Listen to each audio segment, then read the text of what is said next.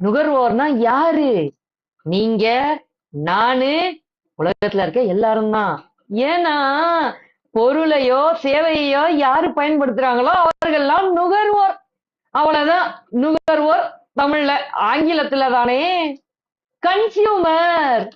Consumer spelling சொல்லிடுவோம். CONSUMER.